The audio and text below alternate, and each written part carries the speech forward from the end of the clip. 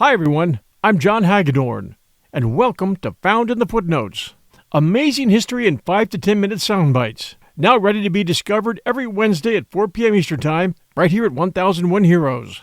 Another gem rises to the surface, and our story begins. On the morning of August 6, 1945, Tsotumo Yamaguchi was running late. He was a 29-year-old engineer from Nagasaki, in Hiroshima on a short business trip for Mitsubishi Heavy Industries. The war was dragging on. Cities were being firebombed nightly. This was not unusual. What was unusual was the sky. It was clear, too clear. At 8:15 a.m., Yamaguchi looked up, and the world ended. A flash, not an explosion. A light, brighter than the sun, whiter than anything he had ever seen. Yamaguchi was thrown into the air. His clothes were ripped from his body. The heat burned the left side of his face and arms instantly. His eardrums ruptured. He would later say it felt as if the sky itself had collapsed. Hiroshima had just been hit by the first atomic bomb ever used in war. We'll return to our story right after these sponsor messages. And now, back to the man who survived 2 atomic bombs. Yamaguchi didn't know what an atomic bomb was. No one did. He woke up in darkness, surrounded by fire. Buildings were gone, flattened into a smoking wasteland. People wandered like ghosts, their skin burned, their clothes hanging in tatters. Some didn't speak. Some couldn't. He stumbled toward a bomb shelter where doctors worked without supplies, without electricity, without answers. That night, Hiroshima burned, and somehow, Tsotumo Yamaguchi survived. 2 days later, injured, bandaged, half blind, he boarded a train. The rail line still worked. The empire was falling apart, but the trains ran. He was going home to Nagasaki. August 9th, 1945, 3 days later. Yamaguchi arrived at work in Nagasaki despite his injuries. His boss didn't believe his story.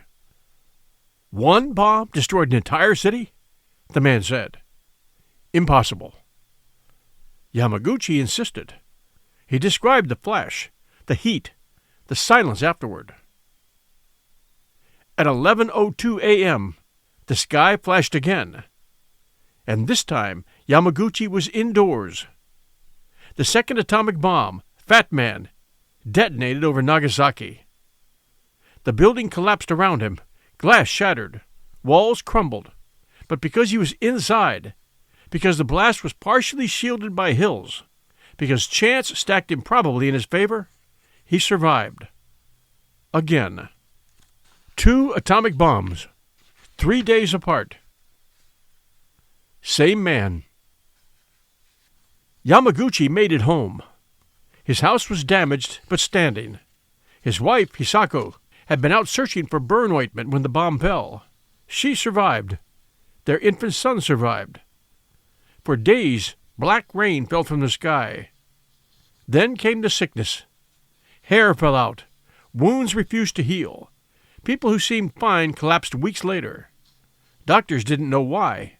Radiation sickness wasn't yet understood. Yamaguchi lived, but survival didn't mean peace. For years he said nothing. In post-war Japan, atomic bomb survivors, hibakusha, were often stigmatized. People feared they were contagious. Employers worried they were weak. Marriage prospects disappeared. So Yamaguchi stayed quiet. He worked. He raised his family. He carried what he had seen alone. Statistically, surviving 1 atomic bomb was nearly impossible. Surviving 2? For decades, Yamaguchi's story was treated as a rumor, an exaggeration, a coincidence too neat to be true. He didn't push back. It wasn't until the 2000s, nearly 60 years later, that he began to speak publicly. not because he wanted attention, but because he realized something unsettling. The world was forgetting. In 2009, the Japanese government officially recognized Tsotumo Yamaguchi as a Niju Hibakusha, a double atomic bomb survivor. He was the only person ever formally acknowledged as such. He was 93 years old. We'll return with the man who survived 2 atomic bombs right after these sponsor messages. And now back to our story. When Yamaguchi finally spoke, people expected rage. They expected bitterness. They expected hatred. Instead, they got warnings. He spoke at the United Nations. He talked to students. He described the flash, the same flash, twice, and said this: "I experienced it twice, and I pray there will never be a third." He didn't argue geopolitics. He didn't debate military necessity. He told stories about skin burned off arms, about cities erased. He believed his survival meant obligation, not to Japan, not to history books, but to memory. Think about the math for a moment. Hiroshima, deadliest weapon ever used. Nagasaki, second deadliest weapon ever used. Same man, same week, same war. Survival stacked on survival, stacked on survival. And yet, Yamaguchi never framed himself as lucky. He called himself responsible. He outlived the war. He outlived the bombs. He outlived the silence. Tsotumo Yamaguchi died in 2010 at the age of 93. Cancer took him. Not radiation sickness, not fire, not the sun falling from the sky. History books reduce atomic bombs to numbers: yields, casualties, dates. But history actually lives in people. In a man who was late to work. In a train that still ran. In a voice that waited 60 years to speak. Tsotumo Yamaguchi is often described as an historical oddity, a footnote. But maybe he's something else. Maybe he's proof that survival isn't the end of a story. Sometimes it's the beginning of a responsibility.